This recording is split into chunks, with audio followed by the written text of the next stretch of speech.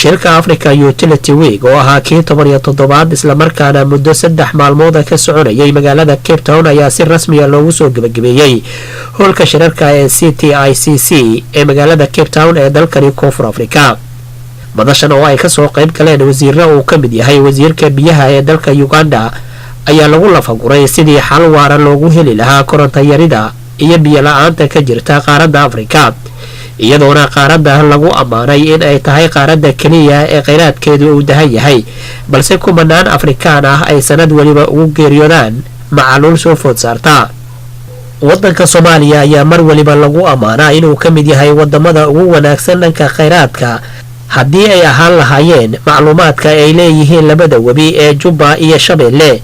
cadceedda wanaagsan ee Soomaaliya ayaa sidoo kale la tilmaamaa in looga faa'iideysan karo in koronto wanaagsan laga dhaliyo taa oo ay ka faa'iideysan karaan 12 milyan ee Soomaaliyeed ee mugdiga la daalandhacaya. xeebta ugu dheer Afrika ayaa iyana la xusaa in ay Soomaaliya leedahay taa oo ay kheyraad badani ka buuxaan balse beddelkii la soo bixitaanka kheyraadkaasi boqolaal Soomaali ah ayaa sanad waliba macluul ugu dhibta gudaha dalka Soomaaliya. cabdulqaadir kamaaludiin oo ah madaxa shirkad biyaha qaabilsan oo laga leeyahay waddanka Mareykanka isla markaana wakiil uga ah qaaradaha Afrika iyo Asia oo khudbad ka jeediyay madasha ayaa waxa uu ku nuuxsaday sida biyo nadiif ah iyo koronto awood leh looga heli karo wadamada dhaqaalahoodu oo hooseeyo oo ay Soomaaliya ka mid ka tahay. shirkan maanta waa la soo gabagabay waxa looga hadlay korontada iyo biyaha. marka korontada iyo biyaha Afrika dadka ku nool more than 600 milyan koronto la'aan bay ku nool yihiin ama koronto ku filan ma haystaan.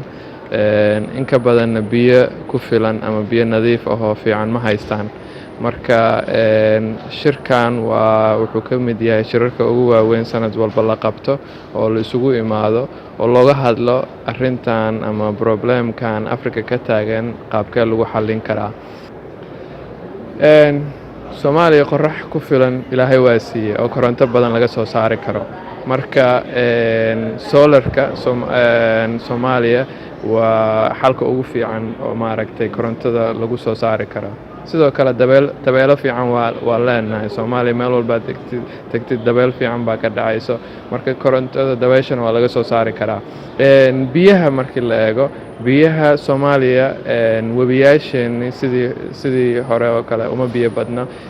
dhul badan oo aan webiga u dhaweyn waa jira oo ama dhul xeebeed ama dhul maaragtay biriga gudaha ah laakiin webina aanan u dhaweyn badina ka fog. marka dhulkaas oo kale biyo fiican baa dhulka hoostiisa ku jiro. biyahaas waa in la soo saaraa. xassankaafi maxamed shire telefishinka caalamiga Universal magaalada Cape Town.